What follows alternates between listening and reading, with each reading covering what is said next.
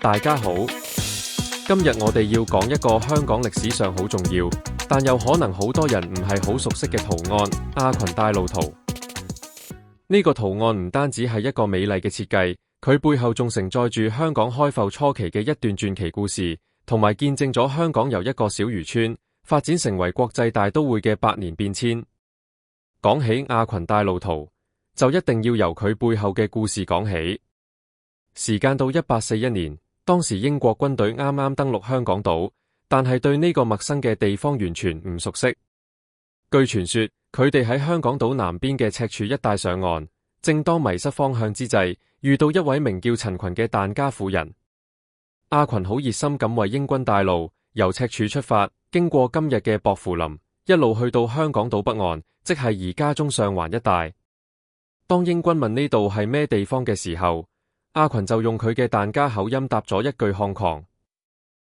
呢個發音就成為咗英國人對呢個島嶼嘅稱呼，最後更成為咗整個城市嘅名字。雖然呢個故事嘅真確性，歷史學家一直都有唔同講法，但佢充滿傳奇色彩，亦都好生動咁描繪咗香港開埠初期中西文化第一次碰撞嘅情景。就係因為呢個傳說，亞群帶路圖喺1843年被選為香港殖民地第一個官方印鑑，香港公印嘅核心圖案，成為代表香港嘅第一個正式標誌。亞群帶路圖唔單止係一個故事，佢嘅設計本身就係一幅畫，充滿咗象徵意義，細緻咁描繪咗19世紀中期香港嘅面貌。我哋可以將個圖案分開幾部分嚟睇。前景，喺海岸上面有幾個貨物箱，旁邊企咗幾個人，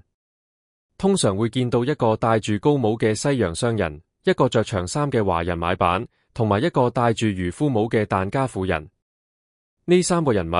正正就代表咗構成早期香港社會嘅重要元素：西方嘅資本、華人嘅智慧同埋本地人嘅貢獻。中景，喺維多利亞港嘅海面上有兩隻好有代表性嘅船，一隻係掛住清朝黃龍旗嘅中式帆船，另一隻係扯起船帆嘅西式快帆船。呢兩隻船並排而行，完美咁象徵住香港作為東西方貿易交匯點嘅角色，一個船來船往嘅自由港口形象躍然紙上。遠景，喺海港嘅對面係連綿起伏嘅山巒，呢啲就係代表九龍半島嘅山脈。成個畫面就係由香港島望過去九龍嘅經典景色。成個亞群帶路圖就好似一幅歷史嘅縮影，將香港開埠初期嘅地理環境、經濟活動同埋社會構成，全部濃縮喺一個小小嘅圓形圖案入面。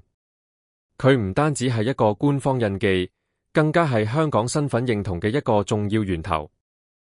亞群帶路圖作為香港第一個官方象徵，佢嘅應用範圍非常之廣，可以話係無處不在，見證住香港超過一個世紀嘅發展。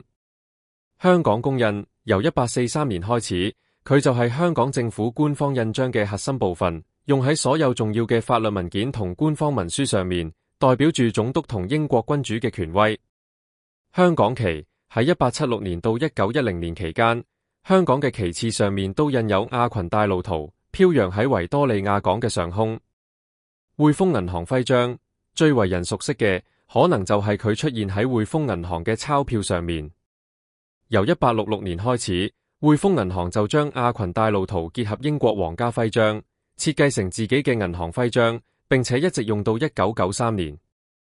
所以幾代香港人銀包入面嘅大牛、紅衫魚，其實一直都印住呢個充滿歷史意義嘅圖案。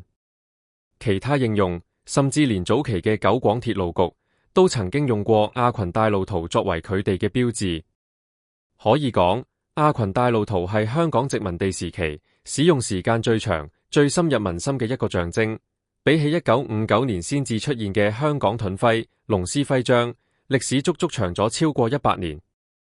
隨住時代發展，香港嘅象徵標誌亦都經歷過改變。1959年，英國政府頒布咗新嘅香港盾徽，有獅子同龍作為扶盾獸，正式取代咗亞群帶路圖作為香港嘅官方徽號。不過，正如頭先所講，匯豐銀行嘅鈔票並冇跟隨呢個改變，繼續沿用帶有亞群帶路圖嘅徽章，直到1993年先至正式告別歷史舞台。今日我哋雖然好少會再見到阿群帶路圖，但係佢背後嘅故事同埋佢所代表嘅香港精神、開放、包容、中西合璧、敢於開拓，依然流傳落嚟。下次當你同朋友講起香港嘅歷史，不妨同佢哋分享下阿群帶路呢個充滿傳奇色彩嘅故事，同埋呢個見證住香港誕生同成長嘅不朽印記。